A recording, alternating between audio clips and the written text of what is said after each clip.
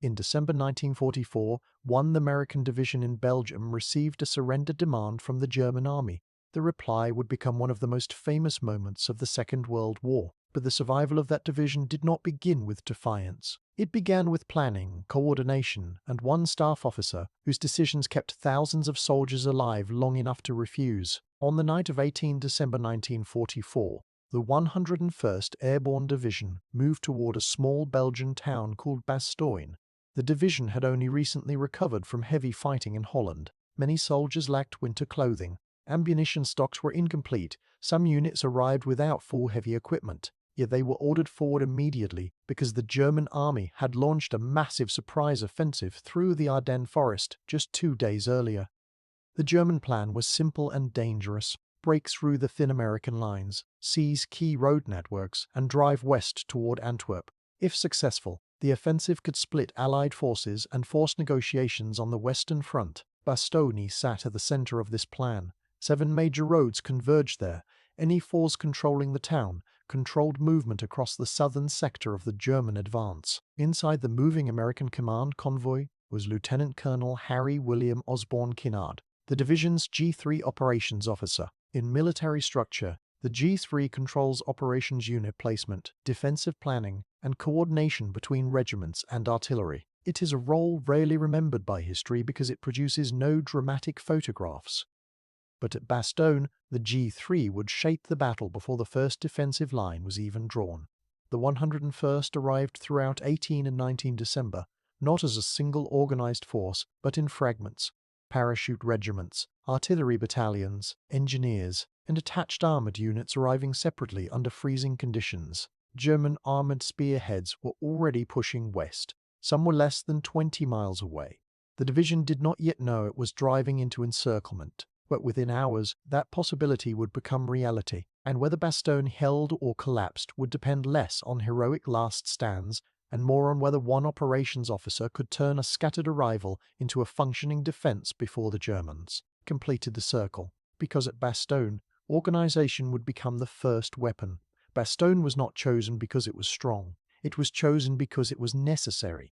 The town itself had no permanent fortifications. Its buildings were stone and brick. Its surrounding terrain was wooded and uneven.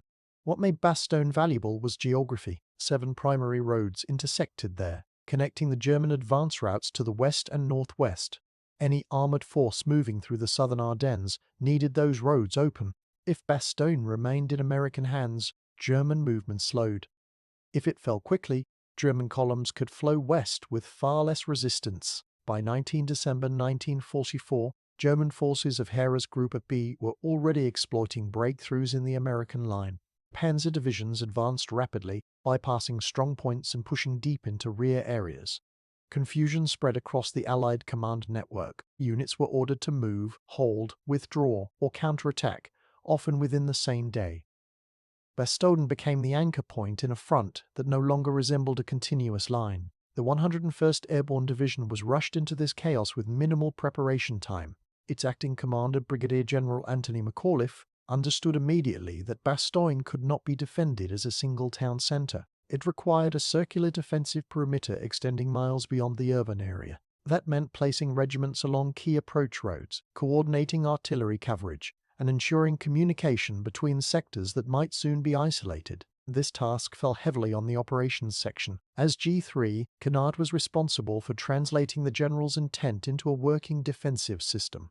He oversaw the placement of parachute infantry regiments on critical roads leading into Bastogne. Artillery units were positioned to provide overlapping fire support across multiple sectors. Engineers prepared obstacles and fallback routes. Every decision had to assume one possibility: encirclement. Meanwhile, German armored columns continued advancing. Reports arrived of enemy units bypassing American positions to the north and south. By the evening of 20 December, it was clear that Bastogne would soon be cut off. The division would not be reinforcing the front. It would become a pocket inside it. For the Germans, Bastogne was a road junction to seize. For the Americans inside it, Bastogne was about to become a test of whether a division could survive isolation through planning alone. And once the roads closed, there would be no easy way out. Encirclement rarely announces itself. It develops in fragments, missed radio calls, delayed convoys, reports of enemy armor where no enemy should be. By 21 December 1944, the situation around Bastogne had shifted from uncertainty to arithmetic. German forces had pushed past the town from multiple directions. American units attempting to reinforce were forced back or diverted. The roads that had brought the 101st into Bastogne were no longer reliable exits. By nightfall, the division was surrounded. Inside the pocket were roughly 12,000 paratroopers, elements of Combat Command B of the 10th Armored Division, artillery battalions, engineers, and support units. Supplies were limited. Winter equipment remained inadequate. Medical facilities were already strained by casualties from the first days of contact. Yet the immediate danger was not supply, it was structure. A surrounded division without a clear defensive layout collapses quickly. One with a coherent perimeter can endure far longer than expected. The defensive ring around Bastogne extended several miles beyond the town itself. Instead of clustering forces in the center, the 101st deployed outward along key approach routes. 501st, 500,000, and 506th parachute infantry regiments took positions along major roads leading into the crossroads. Artillery battalions were distributed to support multiple sectors simultaneously. Engineers mined likely armored approaches. Anti-tank guns were positioned to cover open terrain where German armor might attempt breakthroughs. Coordinating this defense required constant adjustment. Units arrived under strength or late. Communications equipment froze or failed. German probes tested weak points. Each report had to be evaluated and turned into action quickly. As G3, Kennard oversaw the operational picture mapping unit locations, identifying gaps, and issuing orders that kept the perimeter balanced rather than brittle. Encirclement created a psychological pressure as well. Every soldier understood that reinforcement was uncertain. Withdrawal routes were gone. Survival depended on holding ground already assigned. A perimeter is not simply a line on a map. It is a decision repeated every hour by the units defending it. And by the third day inside Bastogne, that decision would be tested directly. On 22 December 1944, the battle for Bastogne paused long enough for the Germans to attempt a different method. Under a white flag, 2 German officers approached American lines carrying a written demand. Their message was direct. The American garrison at Bastogne was surrounded. Continued resistance would result in complete destruction. Surrender was advised to prevent unnecessary loss of life. The demand reached division headquarters during one of the coldest mornings of the siege. German artillery had already begun systematic shelling of the perimeter. Ammunition stocks were declining. Medical facilities were overcrowded, with wounded suffering from both combat injuries and exposure. From a purely tactical perspective, the German proposal was logical. A surrounded force without heavy reinforcement rarely holds indefinitely. The message was delivered to Brigadier General McAuliffe, acting commander of the 101st Airborne Division. Present in the command group was Lieutenant Colonel Harry Kennard, overseeing operations and maintaining the constantly shifting defensive plan. The surrender demand was read, assessed, and dismissed almost immediately. According to later accounts, McAuliffe's initial reaction was disbelief. Kennard helped shape that reaction into the concise reply that would be returned to German lines. The written response contained a single word: NUTs. German officers receiving the message reportedly required clarification of its meaning. Once understood, the exchange ended. Artillery fire resumed within hours. The siege continued unchanged, yet the impact of the response extended beyond symbolism. Inside Bastogne, the refusal circulated rapidly through command channels and frontline units. It communicated a simple operational reality. The division would hold its perimeter regardless of pressure.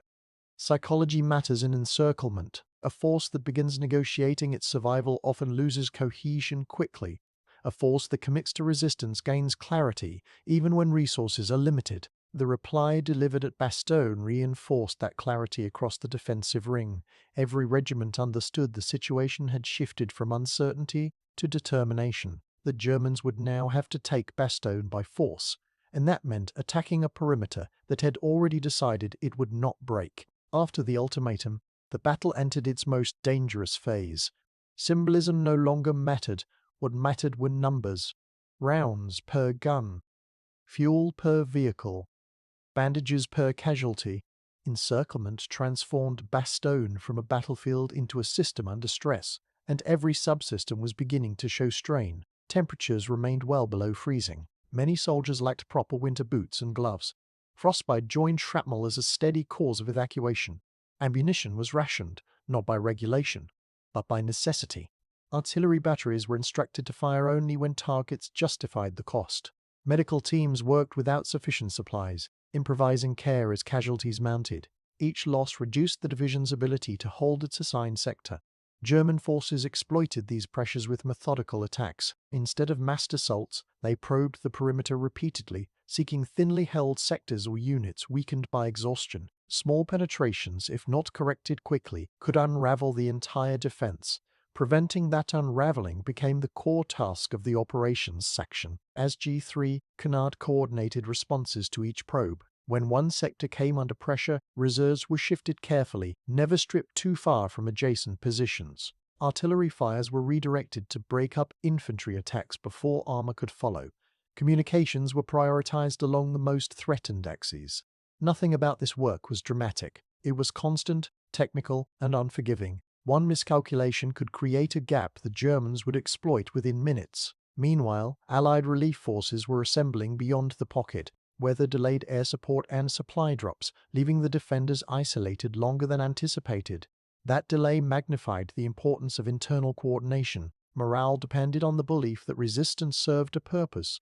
Command messages emphasized discipline, patience, and economy of force. By late December, Bastogne had achieved something the German offensive could not afford.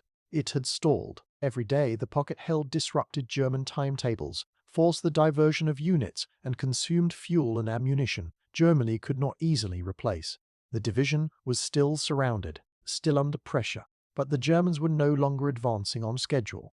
The longer Bastogne endured, the more dangerous it became for the attackers, and as the weather began to shift, the balance inside the pocket was about to change.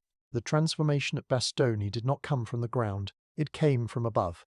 In the final days of December 1944, the heavy cloud cover over the Ardennes began to lift. For the first time since the encirclement began, Allied aircraft could operate with consistency. Transport planes appeared overhead, dropping supplies into designated zones within the American perimeter.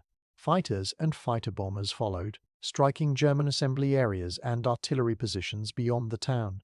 The shift was not accidental. Drop zones had been planned in advance. Recovery teams were organized despite the siege. Units knew where supplies would land and how they would be redistributed. Air resupply only works when ground forces are structured enough to receive it. Bastogne was. The effect was immediate. Ammunition stocks increased. Medical supplies arrived. Radios and batteries were replenished. Just as importantly, the psychological effect was decisive. Soldiers who had endured days of isolation could now see proof that the larger Allied force was moving again. Resistance became sustainable. German attacks continued, but their character changed. Assaults became less coordinated. Artillery fires were disrupted by airstrikes.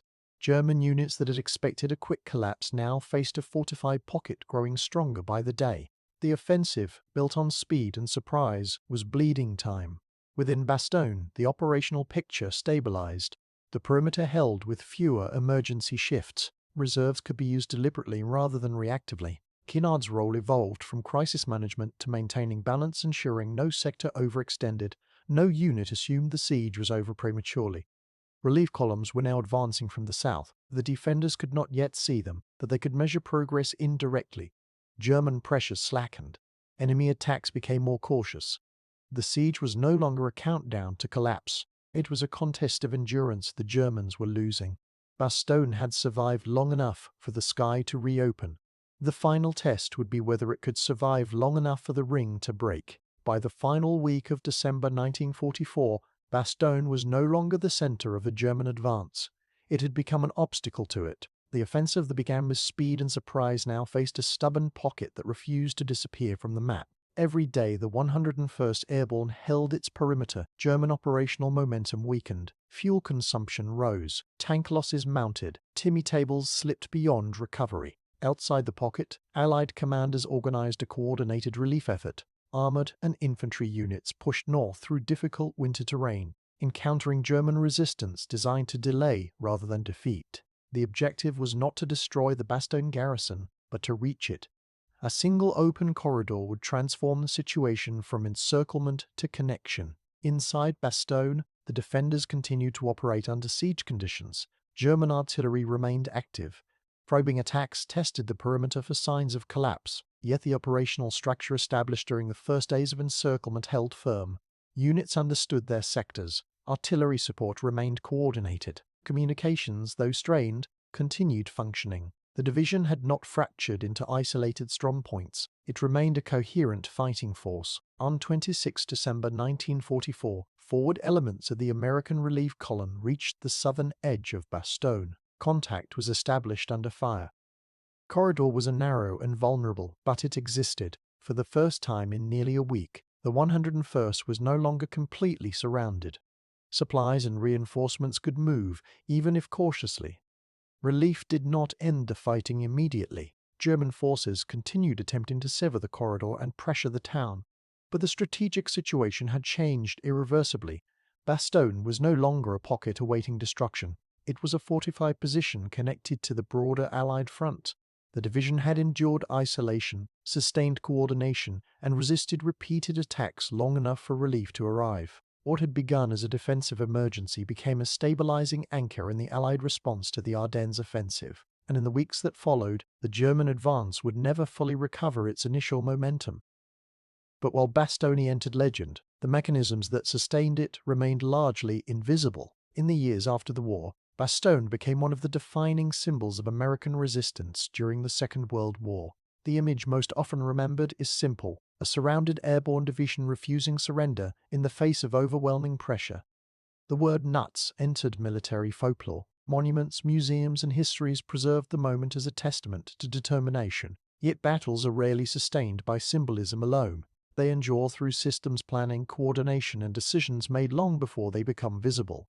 At Bastogne, those systems functioned under extreme conditions. Units arrived fragmented, supplies were limited, communications were strained by weather and enemy action. Despite this, the 101st Airborne maintained a coherent defensive structure throughout encirclement. Among those responsible for that coherence was Lieutenant Colonel Harry William Osborne Kinnard, the division's operations officer.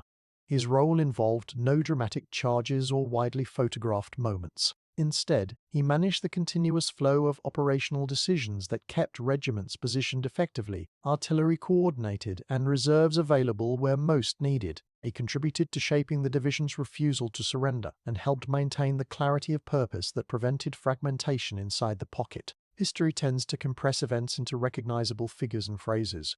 Commanding generals, decisive battles, and symbolic responses remain visible. Staff officers and operational planners often fade into the background, their influence recorded primarily in after-action reports and official histories. Kinnard would continue a distinguished military career after the war, but his role at Bastogne remained largely unknown outside professional military study. What endures from Bastogne is not only the refusal to surrender, but the ability of a surrounded division to function as a unified force under sustained pressure. That unity required courage at the front and coordination behind it. It required leadership both visible and unseen. Today, visitors to Bastogne see memorials, preserved vehicles, and winter landscapes that appear quiet and permanent. Few names from the operations rooms are displayed prominently. Yet within those rooms, decisions were made that allowed the division to endure long enough for relief to arrive and the German offensive to falter. Some victories are remembered through words, others are remembered through outcomes, and sometimes the officer who helps ensure that outcome becomes little more than a name in the records present in the history, but rarely in its spotlight.